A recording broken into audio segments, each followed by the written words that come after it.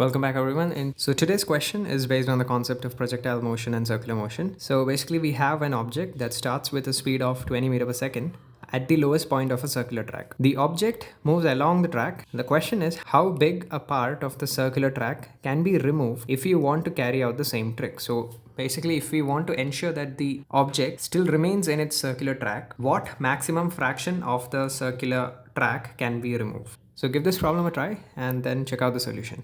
Let's say this is our circular track and it's given that we project the object with some velocity v naught in this direction and it basically moves in the circular part. Okay guys, so now obviously we cannot remove this much fraction of the track because in that case the mass will simply fly off like a projectile. So basically if we are removing something, it has to be some fraction, something like this. Okay, let's say we symmetrically remove part of length 2r theta from the track. Okay guys, so the upper part is now removed. So now what will happen is the block will reach at this position, and after reaching this particular point it will have some velocity v in this direction tangential to the circular path, and after reaching this point it will start flying as a projectile.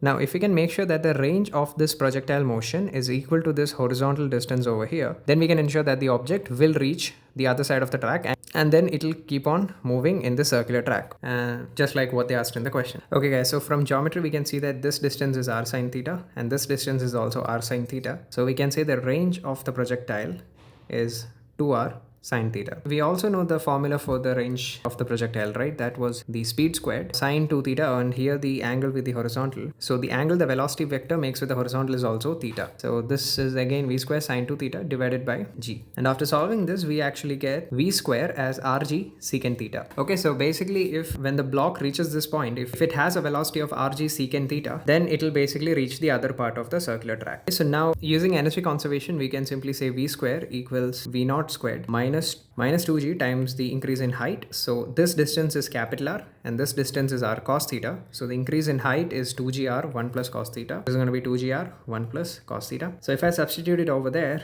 we'll get v naught square minus 2gr 1 plus cos theta equals rg secant theta. So now I can divide throughout by gr. So it's going to be v naught square by gr. Now guys, the value of v naught square by gr, all the values are given in the problem. If you calculate it, it comes out to be approximately 5. And now if I substitute it back into our quadratic, we'll obtain this quadratic equation, and the solution for this comes out to be cos theta equals 0.5 and 1. So obviously we're going to reject 1 as a solution because that just means we can only remove 0 length. Cos theta equals 0.5 implies theta equals 60 degrees, which essentially means we can remove, which would mean that we can actually remove 120 degrees of the circular track. So now the max length that can be removed is going to be twice 2r theta. So that is 2 pi by 3, which is the angle, times the radius, which is 8.16, which comes out to be about 17.1 meters. So yeah guys, that was the solution to this problem. If you enjoyed the video, do like, share and subscribe. And that is it. Thanks for watching.